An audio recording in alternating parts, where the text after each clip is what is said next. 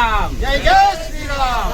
આજે આપણે ચિત્ર, સંગીત અને કોમ્પ્યુટર એ વિષયને બચાવવા માટે અને સાથે સાથે એના માટે નોકરી મેળવવા માટે આપણે છેલ્લા 15 થી 16 વર્ષથી આપણે દરની ઠોકરો ખાઈ રહ્યા છીએ. તો આજે આપણે અહીંયા આવ્યા છીએ તો એના વિશે બે શબ્દો કહેવા હતા કે આજે આપણો જે પ્રવાસ રહ્યો એ કેવો રહ્યો અને ફરીથી આવવાનું થાય તો કેટલા મિત્રો આવવા માટે તૈયાર છે અને બીજું કે જો નાસીપાસ થવાની જરૂર નથી. આ તો દબાણપૂર્વક બોલાવવામાં આવે છે.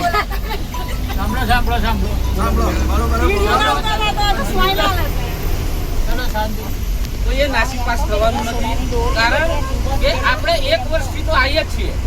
મારા શબ્દો યાદ રાખજો, 1 વર્ષથી આવીએ છીએ અને 1 વર્ષ આવવાનું છે. મારા શબ્દો યાદ રાખજો, 1 વર્ષથી આવીએ છીએ અને 1 વર્ષ આવવાનું છે.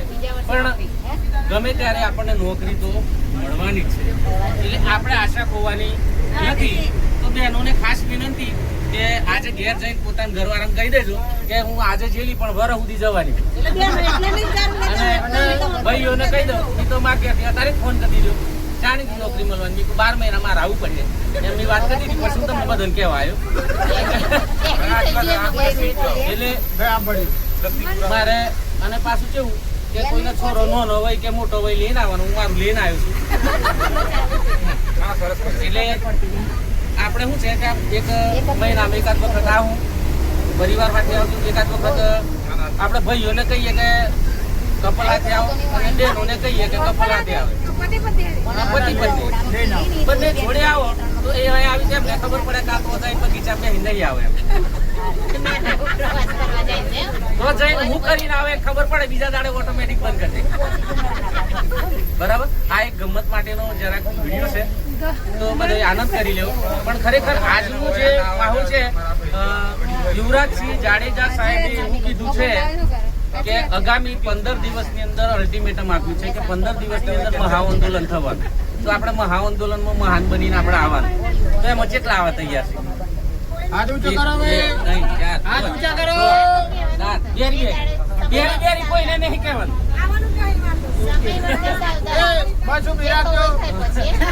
ખરેખર 15 દિવસ પછી યુવરાજસિંહ જાડેજા દ્વારા અલ્ટિમેટમ આપવામાં આવ્યું છે. સાથે સાથે આપણા ભાવિ શિક્ષકો દ્વારા પણ અલ્ટિમેટમ આપવામાં આવ્યું છે કે 15 દિવસ પછી એક મહાઆંદોલન થશે.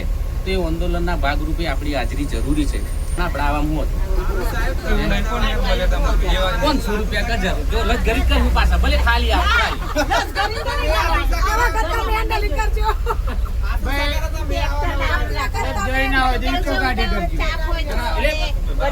ફરી આપણે જતા રહેવું પછી પાછા બીજા દાડે પાછું. પણ ખરેખર તમે ઘેર લેજો કે મારે જવું જ પડે, ચો સુધી જવું પડે તો એ કહેતા નહીં કે ભાઈ તમારે તારે કેટલા દાડા જાજા કરવાનું, એ કહેવા નહીં. નોકરી તો મળે મને, તમે ચિંતા નહીં કરો, પછી તમે બેઠા બેઠા ખાજો. મળે નોકરી મળે. વિશ્વાસ રાખો પોતાની જાત ઉપર કે આપણે કરીને બતાવીશું. એટલે અત્યારે કારણ કે આપણે નાસીપાસ થશું. જો અત્યારે અમે નિયામક શ્રીના શબ્દો કોમાંથી કોણ હતું મારી જોડે? લગભગ કોઈ નહીં હોય. તમે હતા નિયામક શ્રીના શબ્દો સાંભળ્યા પછી તો આપણને એમ થાય કે ખરેખર ન આવવું જોઈએ.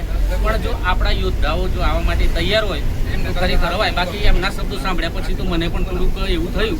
પણ પાછી વિચર્ચા થઈ કે સીપીએડ વાળાને એવું આવું જ કીધેલું એમણે કે તમને નોકરી નહીં મળે, તમારો વિષય કાઢી રાખેલો છે. તો છતાં પણ એમને નોકરી મળી. તો આપણને પણ કેમ ના મળે?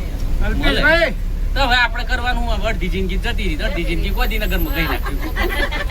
બરાબર. એના બોને આપણને બધું જોવા મળે, ફરવા મળે અને ગાંધીનગરનો રસ્તો ઊંઘમાં હું તો યાદ રહે, એકબીજાને ઓળખવા મળે. એટલે ઘેરથી એમ થાય કે બધા ઓળખવા તો હું પૂછવાની બે ઘેર આપણે દેખી જવાનું. આપણે બીજી વસ્તુ એ વસ્તુના હકદાર છીએ કાયદેસર.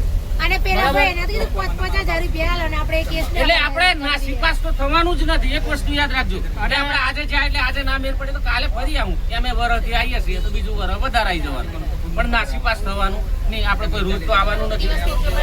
અને એક વાત છે, બસ કશું વાંધો નથી. કોઈ આવવાનું ફરજિયાત ફોન કરી દેવાનું, ગ્રુપમાં મેસેજ કરી દેવાનો, પર્સનલ નંબર માં છે એટલે ફોન કરી દેવાનો. આપણે પણ આવવાનું બરાબર. બધા પણ એલા છીએ, કોઈ ભણ નથી. અમુક લોકો આવે છે તો એ રીતે આવે છે કે જાણે ખાલી એમ બેસવા માટે કે આમ તોડું બતાવવા માટે આવે ને એ રીતે આવતા હોય છે.